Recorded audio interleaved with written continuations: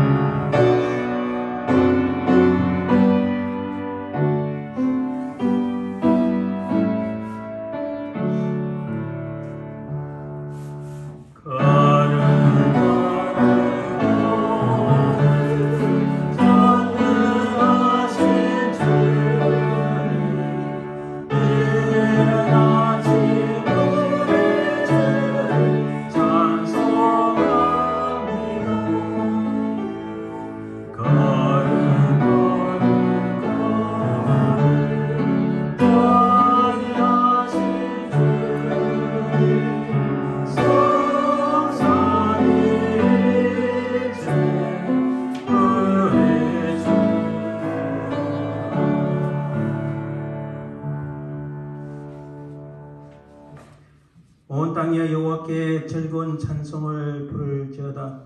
기쁨으로 여호와를 섬기며 노래하면서 그 앞에 나아갈지어다. 여호와가 우리의 하나님이신 줄 너희는 알지어다. 그는 우리를 지으시니요 우리는 그의 것이니 그의 백성이요 그의 기르시는 양이로다. 아멘.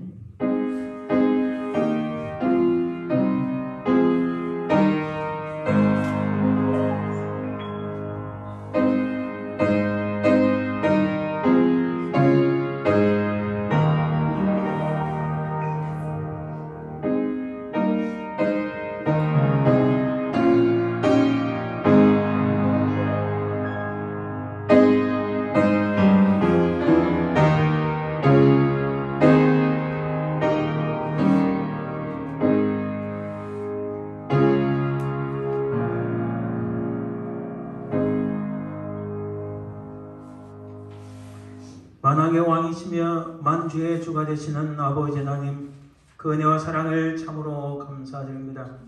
우리 인생의 무엇이 간데 우리를 구원하시기 위하여 그의 사랑하시는 독생자 예수 그리스도를 이 땅에 보내시어 우리 모든 죄악을 담당하시어 십자가에 달리셨나이까. 우리 주 예수 그리스도의 그 은혜와 사랑을 감사드립니다. 우리가 이 땅에 사는 동안 영원하신 하나님 나라 가기까지 이 땅에서 우리 발걸음을 지키시고 인도하시며 보호하시는 성령 하나님의 그 은혜와 사랑을 감사드립니다. 이 시간 모든 찬송과 경배를 오직 주께 드려오니 주님만이 모든 찬송과 영광을 받으옵소서. 감사드리며 거룩하신 예수 그리스도의 이름으로 기도드리나이다. 아멘. 오늘 하나님 말씀 교독은 요한일서 4장입니다. 사랑하는 자들아 우리가 서로 사랑하자. 사랑은 하나님께 속한 것이니 사랑하는 자마다 하나님으로부터 나서 하나님을 알고 사랑하지 아니하는 자는 하나님을 알지 못하나니 이는 하나님은 사랑이시니라. 하나님의 사랑이 우리에게 이렇게 나타난 바 되었으니 하나님이 자기의 독생자를 세상에 보내심은 그로 말미암아 우리를 살리려 하시니라. 사랑은 여기 있으니 우리가 하나님을 사랑한 것이 아니요 하나님이 우리를 사랑하사 우리 죄를 속하기 위하여 아버지로 그 아들을 보내셨습니다. 사랑하는 자들아 하나님이 이같이 우리를 사랑하셨은즉 우리도 서로 사랑하는 것이 마땅하도다.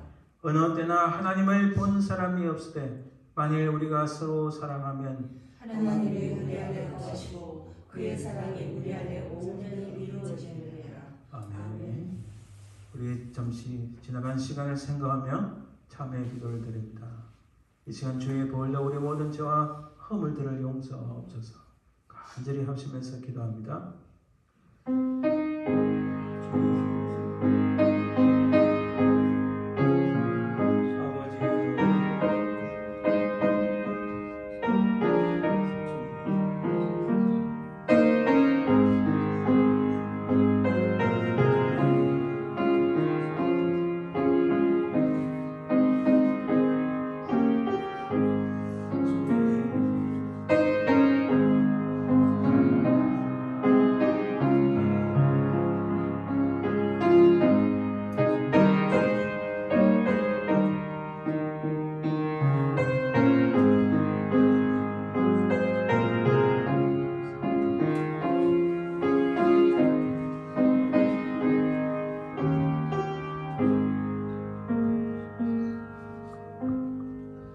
분명히 살아계신 아버지 하나님 은혜와 사랑을 감사드립니다. 우리 인생 가운데 많은 허물과 죄가 있다 할지라도 우리 주 예수 그리스도의 십자가의 보혈이 우리를 깨끗하게 하시고 용서하시고 새롭게 하실 줄 믿습니다. 우리 모든 죄악들이 용서받았음을 확신하며 걸어가신 예수님 이름으로 기도드립니다. 아멘. 사도신경으로 우리의 신앙을 고백합니다. 전능하사 천지를 만드신 하나님 아버지를 내가 믿사오며 그의 아들 우리 주 예수 그리스도를 믿사오니 이는 성령으로 잉태하사 동녀 마리아에 나시고 본디오 빌라도에게 고난을 받으사 십자가에 못 박혀 죽으시고 장사한 지 사흘 만에 죽은 자 가운데서 다시 살아나시며 하늘에 오르사 전능하신 하나님 우편에 계시다가 저에서 산자와 죽은 자를 심판하러 오시리라. 성령을 믿사하며 거룩한 공예와 성도가 서로 배포하는 것과 죄를 사하여 주는 것과 몸이 다시 사는 것과 영원히 사는 것을 믿사옵나이다. 아멘. 우리 찬송 37장 주 예수 이름 높여 찬양드립니다.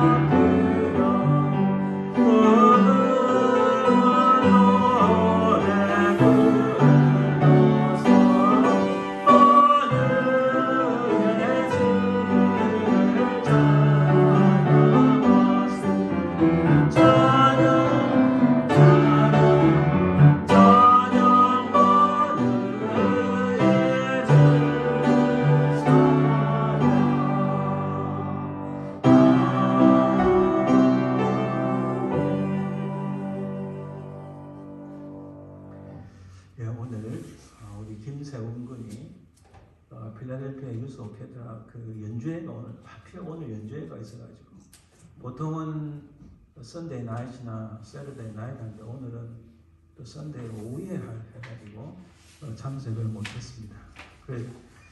그래서 또 거기 오케스트라 잘 감당할 수 있도록 기도해 주시고 오늘은 내 기도하는 그 시간 제목으로 하나님께 찬양해 드립니다.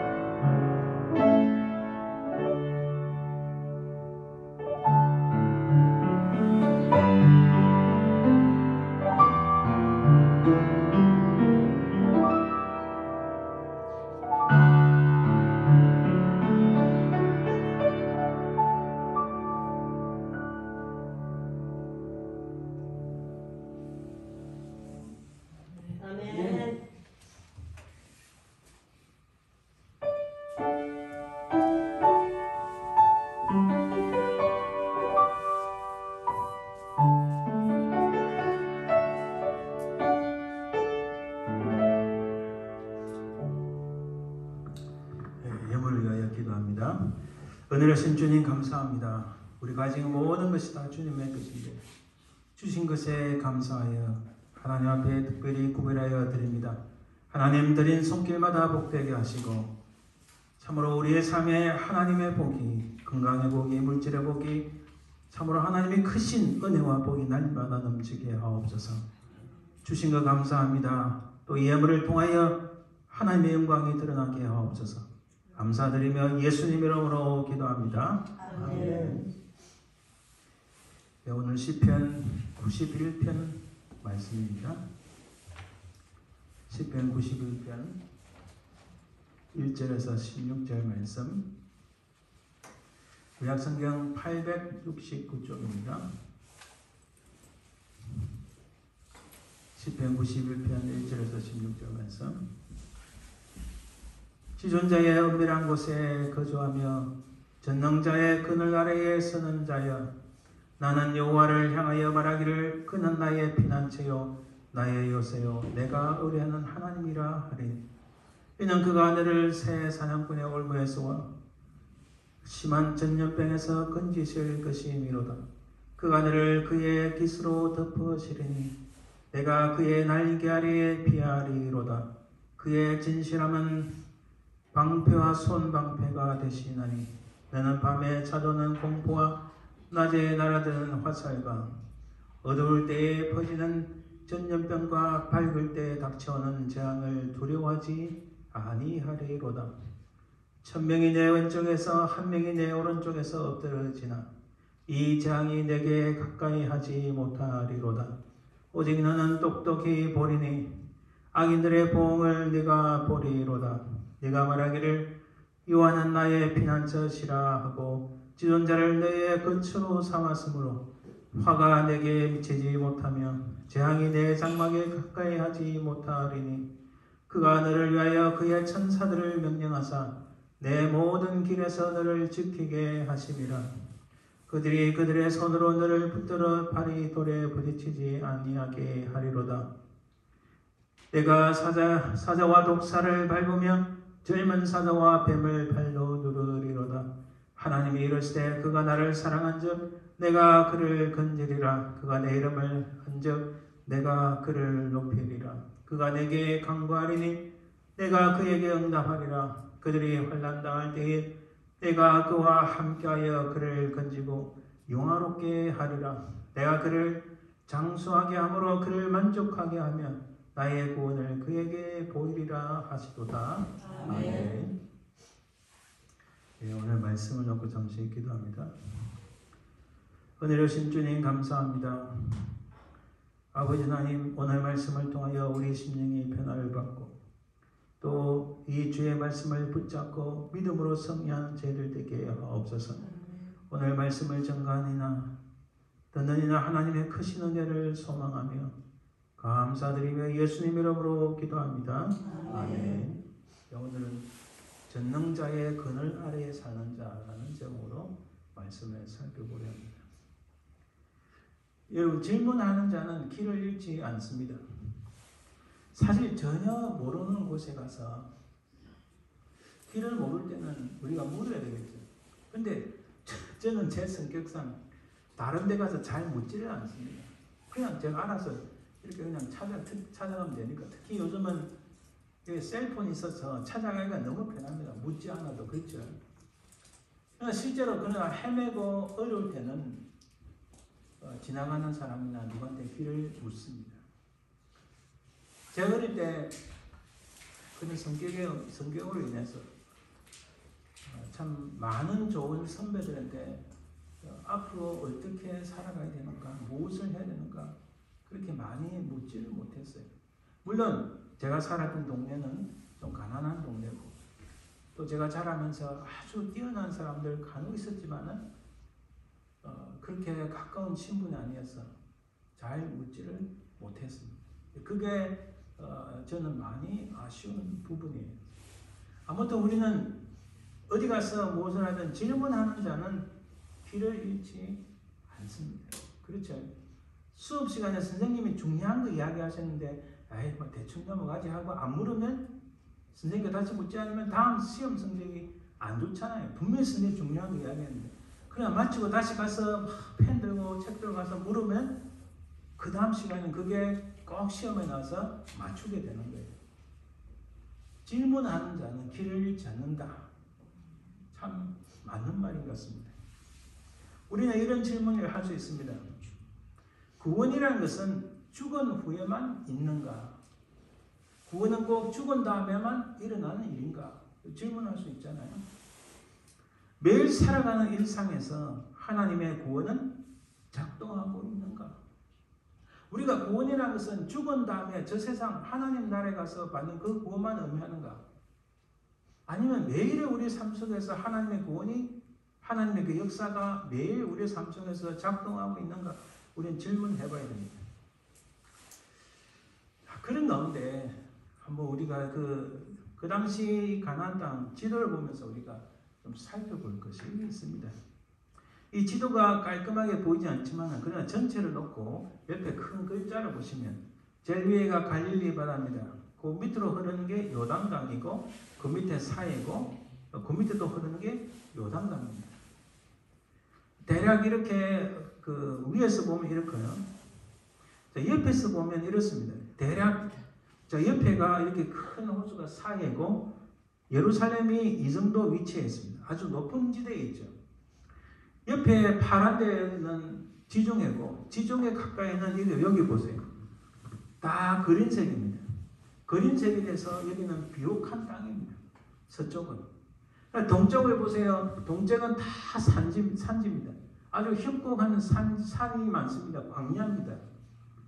이거를 단면도로 딱 살펴보면 이렇습니다. 예루살렘이 꽤 높은 위치에 있죠. 그래서 제가 여러 번 말씀드렸지만 예루살렘은 왼쪽으로는 완만한데 북쪽, 남쪽, 동쪽으로는 굉장히 아주 험한 지대입니다.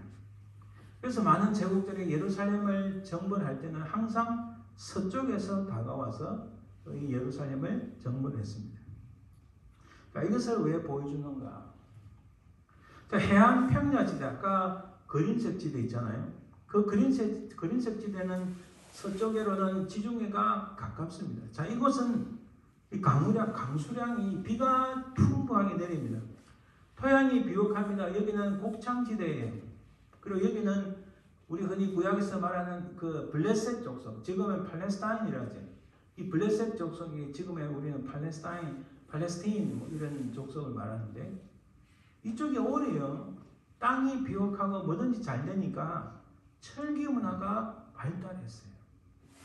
그래서 실제로 이스라엘 첫 번째 왕 사울 왕 시대 때만 해도 칼을 가진 사람이 별로 없었어요. 그러나 블레셋 족속은 달랐습니다.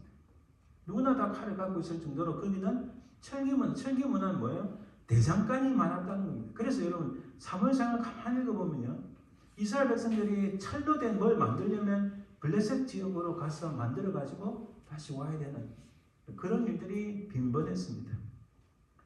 자, 이것은 이스라엘보다 고품격의 문명을 이룬 블레셋 민족들입니다. 매년 그 수확이 풍성합니다. 아주 풍성한 수확을 누리니까 부자예요. 항상 차고 넘칩니다. 여유 있는 삶, 축적된 재산, 보장된 미래. 우리가 말하는 그야말로 VIP들만 사는 곳인 것 같습니다. 이곳의 중요한 신은 바알입니다. 바알은 물질 중심의 생활입니다. 이 바알은 다산의 신이에요. 다산이 뭐예요? 다산은 땅에서 나는 수확이 풍성하고 또 자손들이 많이 나는 바로 이게 다산입니다. 그 다산을 기원하고 다산을 주십시오 하고 그 비는 그 신 이름이 바로 바알이었어요. 그러나 실제로 신은 아니죠. 우상일 뿐이었죠. 여기에는 다양한 우상과 신전들이 있습니다. 다곤이 있었고 아스타로스 있었고 바알이 있었고 바알세불이 있었습니다. 이게 특히 아스타로스라는 것은 여신입니다. 자, 이 지역에 있는 사람들은요, 우상을 섬기다 보니까 풍성한 경작을 하려면 비가 많이 와야 되죠. 비가 많이 올 수 있는 방법은 하늘의 신과 땅의 신의 어떤 성적인 접촉에 의해서 이루어지는 것이다. 생각해서 여신과 남친의 그 관계를 많이 의미합니다. 그런 거 나타내는 게 굉장히 많아요. 이 아스타로 여신의 숭배 사상은 저 후대까지 왔어. 그리고 지금까지 아직도 있는, 특히 이것이 로마 가톨릭의 성모, 자기들 성모는 마리아 신상을 승리된 데까지 지금까지 영향을 미친 거예요. 또 여기는 양보나 인내가 없는 자부심이 대단합니다. 자긍심이 대단해요. 성취 욕구가 대단합니다. 강력한 리더십, 중앙 통제, 화려한 응대과 사교 세계 등이 매우 중요한 가치로 떠오릅니다. 그러나 여러분, 고원지대, 산악지대를 보십시오. 이건 동쪽지대입니다. 산지입니다. 골짜기가 많아요. 광야로 이루어진 척박한 땅입니다. 농사를 지을 수가 없어요. 그래서 이 지역에는 농사가 안 되니까 사람들이 어떤 삶을 살았다고요? 유목민으로 살았어요. 겨울이 되면 북쪽으로 옮겨야 되고, 여름이 되면 또 남쪽 내려와야 되고, 비가 많고 풀이 팔팔해 도는 곳을 찾으러 1년 내내 움직여야 돼요. 그 유목민족의 흔적은요, 지금도 있어요. 그 옆에 요르단에 가면 유목민족이 아직도 있습니다. 몽골 지역에 가다 유목민들이 아직도 많이 있어요. 자, 이들은 한 곳에 정착할 수 없으니까 오늘 우리 식으로 생각해 봅시다. 자녀 교육이 힘들어요. 재산을 축적한다는 게 힘듭니다. 소위 말해서 하루 먹고 하루 살기에 급급한 그런 인생임을 알 수 있습니다. 비가 젖고 석회암에 바이산 많은 들짐승들이 있습니다. 나무가 거의 없어 항상 무덥고 땡볕 매우 추운 밤 등이 지속됩니다. 예측이 불가능한 삶이에요. 오늘 하루 잘 지났지만 내일에 무슨 일이 일어날지 모르는 거예요. 너무나 고요하고 정박이 흐르는 땅으로 아무도 찾아주는 이 없고 찾아갈 사람도 없는 그런 삶의 연속입니다. 이런 두 군데를 잘 비교해 보세요. 고원지대와 산악지대는 동쪽인데 여기는 광야입니다. 부족하니까 참아야 되고, 어떤 것은 포기를 할 줄 알아야 되고, 서로 함께 공유하며 도우며 살 수밖에 없는 땅입니다. 여러분, 하나님께서 은혜를 주시지 않으면 내일을 기약할 수 없는 삶이 바로 이곳에서의 삶입니다. 그래서 이곳에서 살면 참 중에 우리 성경의 표현 중에 이른 비와 늦은 비, 하나님께서 비를 일찍 주셨다, 하나님께서 늦도록 4월 말까지 비를 주셨다, 그 비 주신 것에 대해서 하나님의 은혜를 찬송합니다.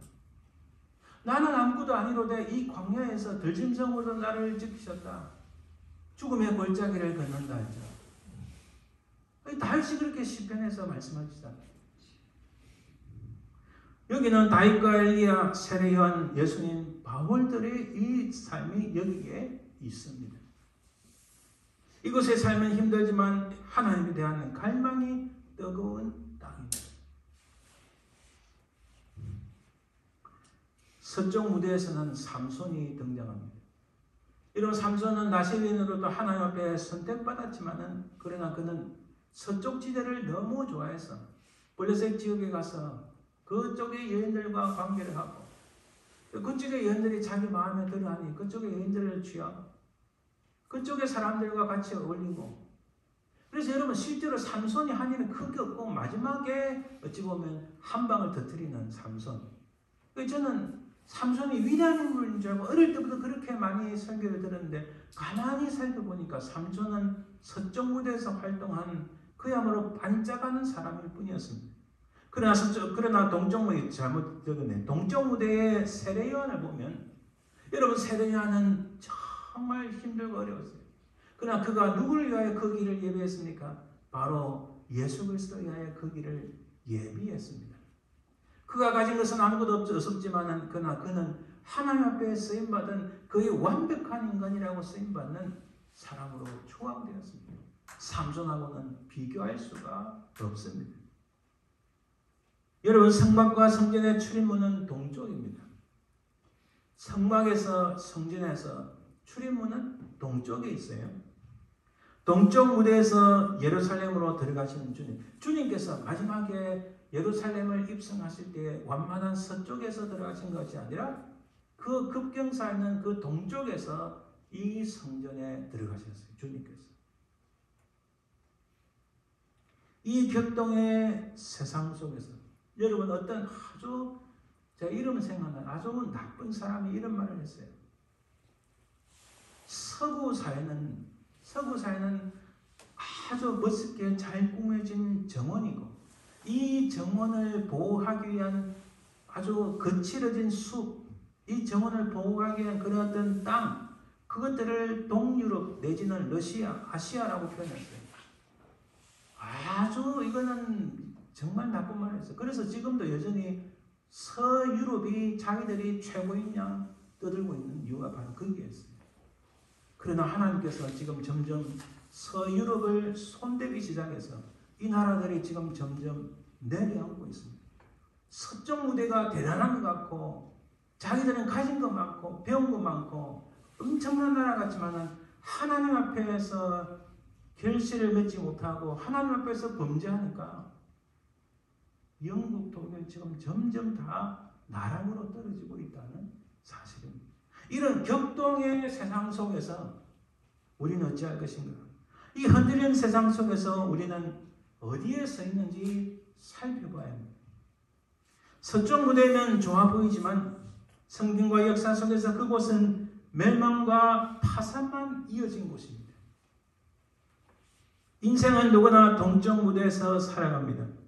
수많은 좌절과 갈증으로 인한 피곤한 육신과 함께 우리 인생은 어찌 보면 서쪽 무대가 아니라 동쪽 무대와 같습니다. 특히 미국이라는 이 거대한 나라에서 와서 살아가는 우리 인생은 돌이켜보면 많은 좌절이 있었고 갈등이 있었고 우리 육신 자체가 피곤합니다. 물론 저를 포함합니다. 그러나 이런 인생이지만 우리가 오늘 본문을 통하여서 나는 누구인가? 나는 지금 어디에 서 있는가? 이 질문을 하면 우리는 누구를 의지할 수 있는가? 누가 우리를 매일의 삶에서 우리를 구원해 주시는가? 이 답을 오늘 시편 91편에서 찾기를 원합니다. 하나님께서는 우리 인생이 동쪽 무대와 같이 골짜기가 많고 산이 급격하고 농사를 지을 수도 없고 먹는 것도 별로 없고 하루 벌어 하루 먹는 인생의 삶이지만은 건조하고 척벙하고 정말 매일마다 고통과 좌절이 많고 근심과 염려가 많은 동쪽 무대의 삶이지만은 그러나 그 동쪽 무대에 서 있는 인생들을 하나님께서 어떻게 매일 구원해 주시는지 오늘 시편 91편 특히 이 다윗의 시를 통해서 우리는 깨달을 수 있습니다. 오늘 그 다음에 오늘 시인을 통하여 찾아보길 원합니다. 우리가 질문할 그 첫 번째는 나는 지금 어디에 서 있는가? 사실 이 시편 91편은 다윗이 썼다고 보통 이야기합니다. 이 다윗의 시인의 상황이 어떤가? 그가 어떤 상황인지 한번 봅시다. 이는 그가 너를 새 사냥꾼의 올무에서와 심한 전염병에서 건지실 것이며 주변에 사냥꾼의 올무가 굉장히 많고 자기를 잡고 자기를 넘어뜨리고 하는 아마도 이 다윗은 사울왕 때문에 자기 생명을 보존하기 위하여 광야로 도망간 다윗의 모습인지도 모르겠습니다. 그래서 새 사냥꾼의 올무, 새를 잡는 사냥꾼의 올무와 같이 많은 사람들이 나를 올무에 넣으려고 하는구나. 주변에도 심한 전염병에서 그 전염병이 수없이 많이 있음을 알 수 있습니다. 그가 너를 그의 깃으로 덮으시리니 내가 그의 날개 아래에 피하리로다. 그의 진실함은 방패와 손방패가 되시나니 너는 밤에 찾아오는 공포와 낮에 날아드는 화살, 그의 척박한 삶으로 인해서 많은 공포가 밤에 찾아옵니다. 죽음의 그림자가 밤에 엄습해오는 것 같습니다. 낮에는 자기를 죽이고자 하는 많은 군사들의 화살이 날아오는 듯합니다. 어두울 때 퍼지는 전염병, 밝을 때 닥쳐오는 재앙들이 무수히 많음을 살펴봅니다. 7절에 보니까 1000명이 내 왼쪽에서 10,000명이 내 오른쪽에서 엎드려지나. 자, 주변에 이렇게 1000명, 10,000명 수많은 사람들이 자기의 생명을 취하고자 자기에게 달려들고 있는 상황임을 우리에게 말하고 있습니다. 악한 사람들, 악한 재앙들, 악한 영은 끊임없이 우리를 그쪽으로 끌고 가려 합니다. 끊임없이 그것을 붙잡고 잡아 당기려고 합니다. 여러분 근래에 제가 뭐 한 몇 년도 했지만 우리 지금 애가 없어서 하는 이야기인데 하이스쿨에 얼마나 나쁜 애들, 나쁜 일들이 많은지 제가 한 1년 전부터 좀 우연히 알겠는데 너무너무 이게 지금 문제가 많다. 여러분 아이들이요 대마, 마약, 기분이 들어요. 대마를 가지고 쿠키를 만듭니다. 마약을 어떻게 하느냐? 조그만 캔디 속에 들어있는 거예요. 그거 수업 시간 하나씩 까먹습니다. 그게 선생님은 마약인지도 모르는데 선생님 몰래 먹는데 그걸 하나 먹고 쿠키를 막 집에서 갖고 온 쿠키처럼 보이는데 그걸 먹음으로써 학교에서 해롱해롱하는 그런 일들이 끊임없이 많아요. 끊임없이 다른 아이들을 잡아 끌어서 이쪽으로 끌고 가려고 합니다. 무수히 많은 걸 제가 보고 깜짝 놀랐어요. 주변에 그렇게 보이지 않던 애들이 거기에 빠져서 허덕이는 애들이 많이 있음을 깨닫고 깜짝 놀랐습니다. 그래서 우리의 솔직히 기도 제목 중에 하나가 우리 아이가 지금까지는 경고합니다. 그런 쪽의 아이를 하나님 끊어주십시오. 아무리 지금까지 친한 아이라 할지라도 끊어주십시오. 그 아이들이 도망가게 해주세요. 이 아이가 절대로 접촉하지 말게 하옵소서. 이런 기도까지 해야 될 형편입니다. 악한 쪽에 있는 사람들 끊임없이 우리를 잡아서 자기들 영역으로 끌고 가려고 합니다. 지금 이 시대에 그게 얼마나 많은지 모릅니다. 그들은 마치 광명한 천상의 달콤한 모습으로 다가옵니다. 자기를 도와주겠다. 정말 자기를 밀어주는 것 같고 또 정말 좋은 말로 다가오는 것 같지만 천사의 모습으로지만 그러나 실상은 악한 쪽으로 끌고 가려고 하는 수없이 많은 일들이 이 세상에서 일어나고 있습니다. 서쪽 무대의 물질과 우상, 그 중심의 편안함, 안락함, 자긍심 이런 것을 가지고 그쪽을 끌고 가려고 합니다. 여기에는 음란과 비밀주의가 있는데 파멸과 멸망뿐임을 알 수 있습니다. 여러분 오늘날 유럽에서요 기독교 국가 하면 어딘 줄 알겠어요? 전에는 영국, 프랑스, 독일 뭐 했지만 지금은 더 이상 영국, 독일, 프랑스가 기독교 국가가 아닙니다. 오히려 진짜 기독교 국가는 헝가리, 러시아 이런 나라들이 진짜 기독교 국가예요. 사람들 잘 모르는데 영국은 더 이상 기독교 국가가 아니면 얼마나 타락했는지 모릅니다. 여러분 지금 영국, 폴란드, 우크라이나 그 교회 안에서 영상 다 나옵니다. 교회 안에서 예배를 드리는데 나이트클럽하고 똑같아요. 그 안에서 마약하고. 근데 그 앞에 신부가 있어요. 신부 똑같아요. 그런 모습들이 영국, 독일, 프랑스, 폴란드, 우크라이나 전부 다 그래요. 전부 다. 심지어는 얼마 전에 들으셨어요? 교황이 동성애를 인정하는 동성애가 왜 나쁜 거냐 이런 말을 했어요. 아주 세상이 겉으로는 달콤하게 보이고 멋있게 보이고 자기들이 대단한 양 보이지만은 이쪽에 선한 영역에 하나님 나라 쪽으로 가려고 하는 사람들을 잡아다가 그쪽으로 끌고 가려고. 그러나 그 뒤에는 음란이 있습니다. 악한 사악한 것들이 많아요. 여기서 우리의 질문은 나는 누구인가? 나는 어디에 서 있는가를 잘 봐야 됩니다. 이 시인의 고백, 다윗의 고백입니다. 1절에 보니까 지존자의 은밀한 곳에 거주하며 전능자의 그늘 아래에 사는 자여. 자, 이 문장은 사실은 한 문장입니다. 한 문장의 의미, 다시 말씀드리면 이렇습니다. 지존자의 은밀한 곳에 거주하는 자는 전능자의 그늘 아래에 거주하는 사람들이다. 하나님의 은밀한 곳에 사는 자는, 있는 자는, 하나님의 은밀한 곳에 있는 자는 그 하나님의 그늘 아래에 사는 자들이다. 이렇게 말씀합니다. 여기서 은밀한 것은 무엇일까요? 여러분 세상에 어디 은밀한 곳이 있습니까? 저 깊은 바다 속에, 높은 하늘 속에, 깊은 산중 속에 비밀한 곳이 어디 있습니까? 우리에게 가장 은밀한 곳은 바로 하나님의 품 안에 밖에 없음을 깨닫습니다.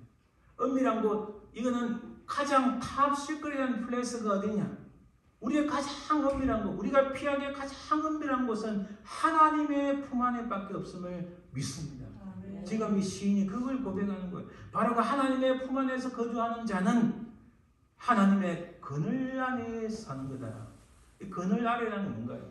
여러분 이 지역에서 그 이해를 하시면 되는데, 낮에 해가 뜹니다. 해가 다 뜨면 밑에서 이렇게 해가 쫙 비칩니다. 동쪽에 뜨가 해가 쫙 비치는데 해를 받기에 아주 뜨겁고 힘듭니다. 그러면 시편에 보면 이렇게 말씀합니다. 하나님은 나의 우편의 그늘 되시니, 우편의 그늘이라는 것은 해가 오른쪽에서 뜨니까 내 오른쪽에 그늘이 되신다. 자기를 보호해 주시는 하나님을 묘사하는 겁니다. 그래서 하나님의 그늘 아래에 있다는 것은 어떤 위험도, 어떤 어려움도 다 프로텍트 해주시는 하나님의 품 안임을 믿습니다. 그것을 의미하는 거예요. 시인은 자신이 어디에 있는지를 밝힘으로써 자신이 누구인지 확실히 알고 있음을 증명하는 겁니다.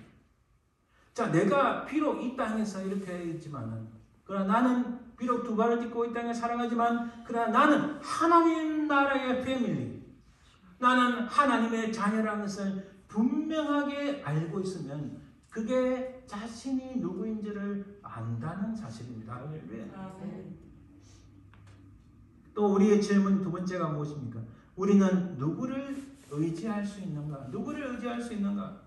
2절에 나는 여호와를 향하여 말하기를 그는 나의 피난처요 나의 요새요 내가 의뢰하는 하나님이라 하리니.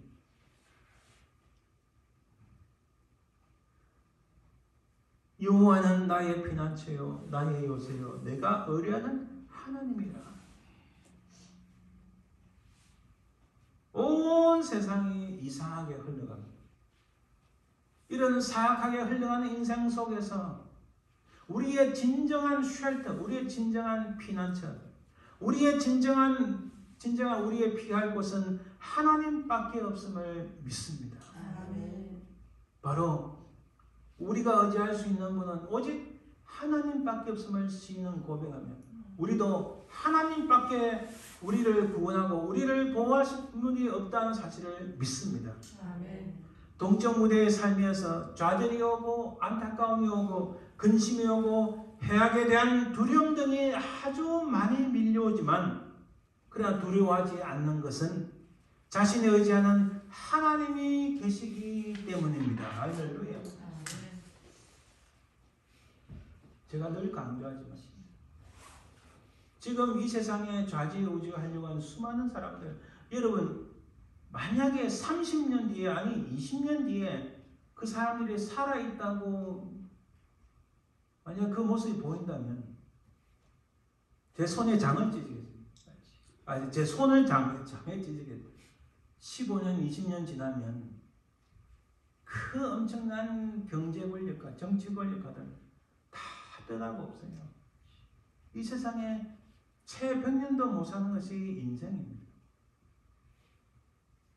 그러나 우리도 다 떠날 것이지만은 우리가 두려워하지 않는 것은 바로 하나님이 우리와 함께 하시기 때문에, 그 하나님이 나의 피난처요 나의 요새요 내가 의뢰하는 하나님이시기 때문입니다.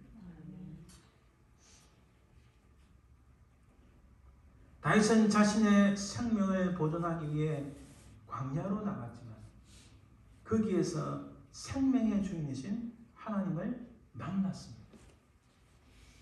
자기가 사울 왕으로부터 자기 생명을 지키기 위하여 도망갈 곳이라는 것은 광야밖에 없습니다. 그러나 그 광야에서 정말 살아계신 생명의 주인이신 하나님을 만났다는 자체가 엄청난 거예요. 삼손이 서쪽 무대에서 활동했는데 하나님을 만났다는 기록이 있습니까? 마지막에 그가 죽을 위기에 하나님께 기도해서 힘을 한번 발휘한 것밖에 없습니다. 서쪽 무대에 있는 사람들은 자신들이 대단하다, 자신들이 엄청나다고 말을 하지만 그러나 그럼에도 불구하고 그들의 삶은 순간입니다. 비록 동쪽 무대에 우리가 있지만은 그러나 고통이고 근심이고 염려와 슬픔이 있다 할지라도 하나님은 우리의 피난처요 우리의 쉘터요 우리의 요새요 우리를 보호하시는 하나님이 계시기 때문에 비록 동정 무대에 있는 우리를 할지라도 우리가 의지할 수 있는 분이 하나님뿐임을 믿습니다. 아멘. 3절에서 6절까지 보면 이렇게 말씀합니다. 그가 너를 건지실 것이미로다. 그가 너를 그의 깃으로 덮으시리니 내가 그의 날개 아래에 피하리로다. 어두울 때 퍼지는 전염병과 밝을 때 닥쳐오는 재앙을 두려워하지 아니하리로다. 할렐루야. 그 하나님께서 우리를 건지시고 그 깃으로 덮으시고 그의 날개 아래에 피하게 하시며 온통 전염병과 재앙이 온다 할지라도 두려워하지 아니하리로다. 우리가 3년 전에 팬데믹이 와서 사람들이 많이 두려워했습니다. 두려워하는데 집에서 한번 우리가 같이 예배를 드렸는데 이 시편 91편 5절 6절의 말씀, 너는 밤에 찾아오는 공포와 낮에 날아드는 화살과 어두울 때 퍼지는 전염병과 밝을 때 닥쳐오는 재앙을 두려워하지 아니하리로다. 이 말씀을 딱 받고 죽으면 죽으리라 하는 심령으로 코로나 바이러스 그게 하나님보다 더 대단하냐? 우리는 그 확신 속에서 정말 근심 없이 염려 없이 살 수 있다는 사실입니다. 근본에 그 다 밝혀지잖아요. 코로나 바이러스가 기초적으로는 미국에서 만들어지고 중국 건너가서 중국에서 완성됐다. 그런 말들이 지금 거의 정설로 나오고 있습니다. 심지어는 백신조차도 아무 효험이 없다는 것이 지금 밝혀지고 있는 거예요. 1000명이 내 왼쪽에서 10,000명이 내 오른쪽에서 떨어지나 이 재앙이 내게 가까이 하지 못하리로다. 오직 너는 똑똑히 보리니 악인들의 보응을 내가 보리로다. 영원한 나의 피난자 지존자를 너의 곁으로 삶았으므로 화가 내게 미치지 못하며 재앙이 내 장막에 가까이 오지 못하리니. 할렐루야. 화가 내게 미치지 못하며 재앙이 내 장막에 가까이 오지 못하리니. 여러분, 이것에 가장 중요한 우리 예를 들면 출애굽의 첫 유월절을 볼 수 있습니다. 어린 양의 피를 문수주에 발랐더니 죽음의 그림자가 그 바른 집에 그 어린 양의 피를 바른 집의 문을 그 집을 그냥 넘어갑니다. 그게 바로 패소 유월절이었어요. 심지어 죽음조차도 우리에게 미치지 못할 것임을 믿습니다. 누구나 다 이 땅에서 죽겠지만은 그냥 그 죽음으로 인해서 우리를 어찌 할 수가 없고 비록 죽는 자 할지라도 우리는 영원하신 하나님 나라의 백성으로 살게 될 줄 믿습니다. 바로 예수 그리스도의 피, 예수 그리스도의 보혈의 피가 있는 그 사람에게는 죽음조차도 건너뛴다는 사실을 우리는 믿습니다. 요한복음 11장 25절 26절에 보면 예수께서 이르시되 나는 부활이요 생명이니 나를 믿는 자는 죽어도 살겠고 무릇 살아서 나를 믿는 자는 영원히 죽지 아니하리니. 할렐루야. 첫 부활의 생명이 되신 우리 주 예수 그리스도로 말미암아 우리는 죽어도 살겠고 또 믿는 자는 영원히 죽지 않는다고 말씀합니다. 네? 마지막 우리의 질문은 누가 우리를 매일의 삶에서 구원해 줄 수 있는가? 저 오늘 시인 다윗처럼 자기 자신이 누구인지 알았습니다. 자기의 고백을 통해서 1절에 자기의 고백을 통해서 다윗이 이렇게 고백합니다. 1절 말씀에 보면 전능 지존자의 은밀한 곳에 거주하며 전능자의 그늘 아래에 사는 자여. 하나님의 그늘 아래에 산다. 자기가 어디에 있다는 것을 알면서 자기가 누구인지를 아는 거예요. 마찬가지로 우리도 예수 그리스도의 은혜로 말미암아 하나님의 자녀, 하나님의 패밀리가 됐다는 이 놀라운 고백. 우리의 위치가 바로 거기에 있으므로 나는 누구인가는 하나님의 자녀, 하나님의 아들, 딸임을 믿습니다. 그런 우리가 의지할 수 있는 분은 이 세상의 어떤 것도 아니고 바로 하나님, 모든 재앙과 모든 전염병에서 수많은 악한 자들의 그 모습에서 우리를 지킬 수 있는 분은 오직 하나님이심을 우리는 믿습니다. 신의 고백과 바로 우리 고백은 같은 거예요. 그래서 마지막으로 그러면 누가 우리를 매일의 삶에서 구원해 줄 수 있는가? 시인은 이렇게 말씀합니다. 그가 너를 위하여 그의 천사를 명령하사 내 모든 길에서 너를 지키게 하심이라. 할렐루야. 지금도 여전히 하나님께서는 그의 사랑하시는 자를 위하여 주께서 하나님의 보혜사 성령을 우리에게 보내주셔서 하나님의 성령께서 우리를 지키시고 보호하시는 줄 믿습니다. 그들이 그들의 손으로 너를 붙들어 발이 돌에 부딪히지 아니하게 하리로다. 내가 사자와 독사를 밟으며 젊은 사자와 뱀을 발로 누르리로다. 장차 우리 주님이 다시 이 땅에 오시는 그때, 우리가 하나님 나라에 거하는 그때는 어떤 위험으로부터도 우리가 해를 당하지 아니하며 우리를 매일, 지금도 우리를 매일의 삶에서 구원하시는 분은 바로 하나님이심을 믿습니다. 아멘. 하나님이 이러시되 그가 나를 사랑한즉 내가 그를 건지리라. 그가 내 이름을 안즉 내가 그를 높이리라. 자, 조건이 있어요. 우리를 건지고 높이시는 하나의 조건은 뭐예요? 하나님을 사랑하는 거예요. 여기서 앞에 그가 나를, 그는 누굴까요? 뒤에서 나오겠지만 그는 전능자의 그늘 아래에 사는 자. 나는 하나님의 그늘 아래에 사는 자. 나는 예수 그리스도를 믿음으로 하나님 나라의 백성이라고 고백하는 자. 바로 그가 나 하나님을 사랑한 적 하나님께서 그를 건지시고 그를 높이시겠다고 말씀합니다. 할렐루야. 그가 내게 간구하리니 내가 그에게 응답하리라. 그들이 환난 당할 때에 내가 그와 함께하여 그를 건지고 영화롭게 하리라. 내가 그를 장수하게 함으로 그를 만족하게 하며 나의 구원을 그에게 보이리라 하시도다. 할렐루야. 그는 누구입니까? 15절에 나오는 것처럼 간구하는 자, 하나님 앞에 간구하는 자. 하나님 매일의 삶 속에 나를 도우소서. 내가 이런 위치에 섰나이다. 하나님 내 갈 길을 밝히 보이소서. 내가 어려움에 처한나이다. 하나님 내게 지혜를 주시고 이 피할 길을 열어주옵소서. 매일매일의 삶 속에서 간구하는 자, 그가 바로 그런 사람이 바로 그라는 거예요. 그렇게 매일매일의 삶에서 간구하는 자, 그에게 하나님께서 응답하신다고 말씀합니다. 환난 당할 때에 함께 하시며 건지고 영화롭게 하신다고 말씀합니다. 그 하나님께서 장수하게 하시고 만족하게 하시고 구원을 그에게 보이신다고 말씀합니다. 할렐루야. 아멘. 또한 1절 2절과 같이 고백하는 인물. 나는 하나님의 그늘에 거주하는 자. 너무 멋있습니다. 하나님의 날개 밑에 거주한다. 하나님의 그늘 아래에 거주한다.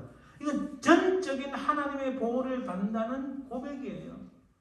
그 고백을 하는 자에게 하나님께서 응답하시고 함께 하시고 영화롭게 하신다고 말씀합니다. 할렐루야.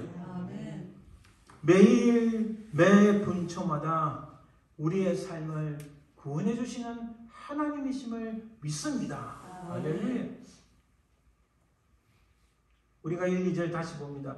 지존자의 은밀한 곳에 거주하며 전능자의 그늘 아래에 사는 자여, 나는 여호와를 향하여 말하기를 그는 나의 피난처요 나의 요새요 내가 의뢰하는 하나님이라 하리니. 여러분 이 말씀을 평생도록 기억하시길 바랍니다. 아멘. 나는 여호와를 향하여 말하기를 그는 나의 피난처요 나의 요새요 내가 의뢰하는 하나님이라 하리니. 할렐루야. 이런 고백을 하는 자에게 하나님께서는 매일의 삶 속에서 매 분초마다 우리를 구원하시고 우리를 선하고 복된 길로 인도하시며 우리의 필요를 채우시고 우리의 기도에 응답하시며 우리와 함께 하시고 우리를 건지시고 우리를 영화롭게 하시는 분이신 줄 믿습니다. 할렐루야. 그래서 누가 우리를 매일의 삶에서 구원해 줄 것인가? 이 하나님을 향한 참된 신앙을 가지면 5절에 너는 밤에 찾아오는 공포와 낮에 날아드는 화살을 두려워하지 않으리니. 다윗입니다. 다윗은 사울 때문에 얼마나 10년 세월 동안, 여러분 다윗이 피한 그 동쪽의 그 광야는요 크지 않아요. 그런데 10년 동안 그 수천 명의 군사의 눈을 피해서 다닌다는 건 엄청난 겁니다. 화살이 날라오고 밤에 찾아드는 공포가 있다 할지라도 그를 건지시는 분은 하나님. 저 적들이 나를 무너뜨리려고 사자굴 속에 나를 집어던졌지만은 그는 하나님의 손길이 나를 구하사 사자 입을 봉하시고 다시 일어나 다시 나온 그 다니엘. 정말 영광스러운 엄청난 일입니다. 하나님께서는 이런 매일매일 순간의 삶 속에서 우리를 지키시고 인도하신 줄 믿습니다. 할렐루야. 6절에도 마찬가지입니다. 오늘 보면 6절에 어두울 때 퍼지는 전염병과 밝을 때 닥쳐오는 재앙을 두려워하지 않는다. 아까 말씀드린 것처럼 출애굽에서 죽음조차도 넘어가는 그 하나님의 역사, 우리가 예수 그리스도의 십자가를 믿고 그의 보혈을 의지하여 나아갈 때 그 주님의 십자가의 보혈을 믿는 자마다 죽음조차도 뛰어넘어서 우리는 하나님 나라의 구자는 이 땅에 두 발을 딛고 살아가지만 그러나 우리의 신분은 하나님 나라의 시민권자로서 하나님 나라의 하나님의 자녀로서 살아가는 놀라운 특권이 있음을 믿습니다. 주님이 다시 오는 그날에 온 세상이 뒤집어지는 그런 역사가 일어난다 할지라도 여러분 두려워하지 마십시오. 오히려 두 손 들고 할렐루야 주님이 오셨네. 주님이 오실 때 이 세상이 완전히 뒤집어지겠지만 두려워하지 마십시오. 매일의 삶에서 우리를 구원하시고 우리를 인도하시는 그 주님이 이 땅에 오실 때 우리는 하나님 나라에서 영원토록 사는 백성인 줄 믿습니다. 아멘. 하나님께서 모든 길에서 지키시며 그 구원을 우리에게 보여주시기 때문입니다. 아멘. 따라서 하나님의 구원은 예수 그리스도의 십자가로 말미암아 우리의 모든 죄악을 용서하시고 우리의 영혼을 구원하실 뿐만 아니라 우리 영혼을 구원하실 뿐만 아니라 우리 영혼을 구원해서 하나님 나라에 들어가게 하시지만은 그러나 매일의 삶 속에서 우리를 구원하시는 분이신 줄 믿습니다. 베드로전서 1장 9절에 믿음의 결국 곧 영혼의 구원을 받음이라 주의 백성에게 그 죄 사함으로 말미암는 구원을 얻게 하리니 영혼의 구원을 주시지만 또한 매일의 우리의 삶 속에서 모든 재앙과 근심과 염려와 불안과 공포 악인들로부터 건지시고 구원의 길로 인도하시는 분이신 줄 믿습니다. 아멘. 여러분 원래 제 성격이 굉장히 이렇게 어널리시스 분석하는 걸 좋아하고 꼼꼼하게 챙겨야 되고 미리 준비를 해야 되고 또 거기서 조금만 벗어나면 좀 불안하고 또 어떤 때는 참 이렇게 마음이 힘들고 그런 경우가 많았어요. 고등학교 때도 제가 한번 생각하는데 독일어 시험을 치는데 독일어 시험 때 선생님이 여기서 여기까지만 하면 된다 했는데 저는 아이 설마 선생님이 여기서 여기까지 조금만 하겠나 그거 10배를 공부한 거예요. 얼마나 힘들었어요. 10배를 공부했어요. 철저하게 한다고. 물론 그게 다 나중에 도움이 되죠. 그 시험 치는데 아우 막 너무너무 힘든 거예요. 막 그런 식이었는데 그러나 무슨 일을 하더라도 새로운 일이 일어나고 어떤 일이 일어나고 하면 두려움과 근심과 염려가 많았어요. 그러나 이제는 예수 그리스도의 십자가의 구원의 은총을 분명하게 거머쥐고 난 이후로는 인생을 살다가 그런 일이 일어날 수 있지. 아이고 뭐 죽기밖에 더 하겠어? 그럼 하나님 나라 가는 거지. 이 각오 담대함이 생기더라고요. 이것은 포기가 아닙니다. 무슨 일이 생겨서 어려운 일이 생길 때 포기가 아니고 각오 담대함입니다. 그것을 피하는 게 아닙니다. 바로 직면하는 거예요. 어려운 일이 생긴다 할지라도 비록 골리앗이 내 앞에 나타난다 할지라도 피하는 것이 아니라 내가 나가서 골리앗을 대항해서 실패한다 할지라도 두려워하지 않을 것은 나는 하나님이 함께 하시기 때문이다. 이 사실을 알기 때문에 더 이상 두려워하지 않는다는 사실. 아멘. 베드로전서 4강대 7장 34절에 내 백성이 애굽에서 괴로움 받음을 내가 확실히 보고 그 탄식하는 소리를 듣고 그들을 구원하려고 하나님이 우리를 구원하사 거룩하신 소명으로 부르시면 이 하나님께서는 우리의 매일의 삶에서 우리의 근심과 염려를 다 없이 하고 우리를 구원해 주시고 이 구원이라는 게 하나님의 방식은 우리에게 지혜를 주시고 필요한 사람을 붙여주시고 피할 길을 여시는 하나님이신 줄 믿습니다. 아멘. 우리 속에 광야가 있고 그 광야 속에서 샘물이 트게 하시고 우리 앞에 바다가 있더라도 바다에 길을 내시고 도저히 어찌할 바를 모를 때 하나님께서 우리에게 지혜를 주시고 아이디어를 주시고 우리에게 돕는 사람들을 붙여주셔서 우리를 구원하시는 하나님이신 줄 믿습니다. 아멘. 서쪽 무대에 서 있는 사람들의 모습은 여러분 이런 말이 있습니다. 손님 없는 날을 택하여 무슨 일을 하려 하면 이건 어려운 일이 아니다. 일진을 살펴서 금지된 것을 하려면 꼭 무슨 탈이 난다. 그런데 이런 것을 기독교인들은 이런 것들을 전혀 개의치 않는다. 기독교 신자는 아무 때나 아무렇게나 하는데도 아무 탈이 없다. 이건 제 이야기 아닙니다. 역사 속에서 어느 사람이 기록된 글을 제가 그냥 현대식으로 번역을 한 겁니다. 무슨 말이에요? 자기들은 뭐 하려고 하면은 뭐 시비 간지 그리고 뭐 그 그림을 맞추고 뭐 점쟁이한테 그 하고 뭐 복잡하고 힘든 자기 스스로 결정을 못 내리고 아무것도 못하는 거예요. 그냥 우리는 그렇지 않습니다. 하나님이 내 인생을 인도하시고 내 앞길을 여시는 우리 하나님께서는 오케이 나는 죽으면 죽으리라 이 길을 가겠다. 그러니까 이 당시 1세기 때 책에 나오는 내용이에요. 그 당시 사람들 볼 때는 기가 찬 거예요. 자기들은 기독교인들은 아무런 데 연연하지 않고 아무런 데 방해 없이 나가는 거예요. 그 일을 감당하는 거예요. 서쪽 무대에 있는 사람들은 돈이 많고 뭔가 잘 되는 것 같고 권력 있는 것 같고 뭐 있어도 항상 불안이 있습니다.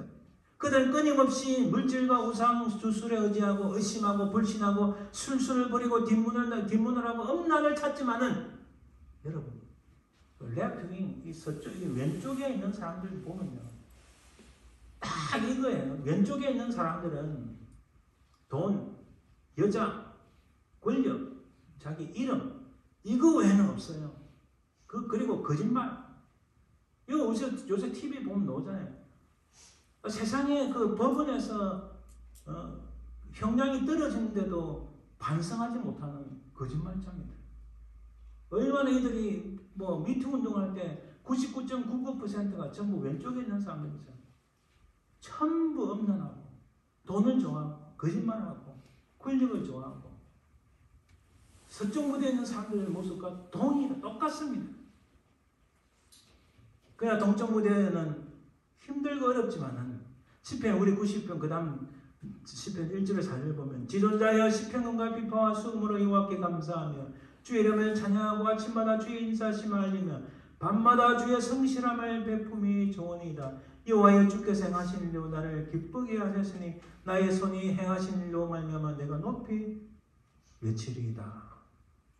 비록 동쪽의 삶이 척박하고 때때로는 좀 부족하고 마음이 졸이고 어떻게 될지 모르지만은 그러나 그럼에도 불구하고 매일의 삶에서 우리를 인도하시는 그 하나님의 은혜로 말미암아 감사가 있습니다. 기쁨이 있어요. 남을 나보다 낮게 인정하고 인내하고 사랑하고 건전한 도덕적 가치를 중시하고 이것들은 다 하나님의 성품에서 출발한 겁니다.